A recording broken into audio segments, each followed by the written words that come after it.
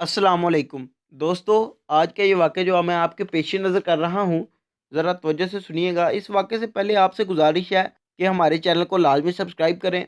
नीचे red colour का subscribe का बटन है, उसके ऊपर क्लिक कर लें और इससे आपको बहुत ज़्यादा फ़ायदा होने वाला है कि जब भी मैं कोई न्यू वीडियो अपलोड करूँगा तो वो आपके पास सबसे पहले पहुँच जाएगी और इंशाल्लाह हमारी वीडियोज़ आपके इल्म में इज़ाफ़ा करेंगी। तो इसके कोई पैसे नहीं हैं, कोई चार्जेज़ नहीं हैं। तो चलिए वीडियो को शुरू कर लेते हैं।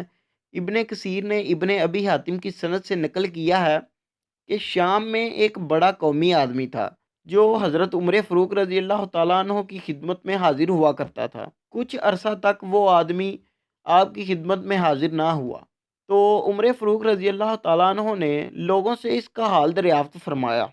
लोगों ने कहा कि ए अमीरुल मोमिनीन, इसका हाल तो ना ही पूछे तो बेहतर है, वो तो शराब में मस्त रहने लगा है। जब आपने इसके बारे में लोगों से ऐसा सुना तो फ़ारूक आज़म रज़ी अल्लाह तआला अन्हो ने फ़ौरन अपने मुंशी को बुलाया और बुलाकर कहा कि इसको मेरी तरफ से एक ख़त लिखो। आपने इस ख़त में सलाम अर्ज़ करने के बाद कुछ यूँ लिखा कि मैं तुम्हारे लिए अल्लाह की हमद पेश करता हूँ जिसके सिवा कोई माबूद नहीं, गुनाहों को माफ़ करने वाला, तौबा कबूल करने वाला, सख्त अजाब वाला, बड़ी कुदरत वाला है। इसके सिवा कोई माबूद नहीं और बेशक हम सब को इसी की तरफ लौट कर जाना है। फिर हाज़रीन ने मजलिस से कहा कि सब मिलकर इसके लिए दुआ करो कि अल्लाह ताला इसके दिल को फेर दे और इसकी तौबा को कबूल फरमाए।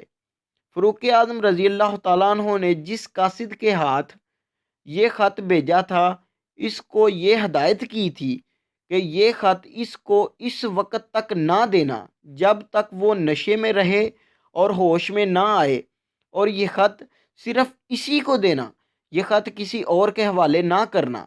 जब इसके पास आप रज़ी अल्लाह तआला अन्हो का ख़त पहुँचा तो इसने ख़त को पढ़ा और ये बार बार इन कलिमात को पढ़ता रहा और गौर करता रहा कि इस ख़त में मुझे सज़ा से भी डराया गया है और मेरी माफ़ी का भी वादा किया गया है।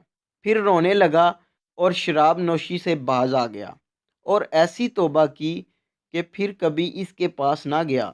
हज़रत उमर फ़ारूक रज़ी अल्लाह तआला अन्हो को जब इस ख़त के असर के बारे में पता चला तो इन्होंने लोगों से फरमाया कि ऐसे मामलात में तुमको ऐसा ही करना चाहिए कि जब तुम्हारा कोई भाई किसी लग़ज़िश में मुब्तला हो जाए तो इसको दुरुस्ती पर लाने के लिए फ़िक्र करो और इसको अल्लाह की रहमत का भरोसा दिलाओ और अल्लाह से इसके लिए दुआ करो कि वो तौबा कर ले और तुम इसके बदले शैतान के मददगार ना बनो, यानी इसको बुरा भला कहकर गुस्सा दिलाकर दीन से दूर कर दोगे तो वो शैतान की मदद होगी।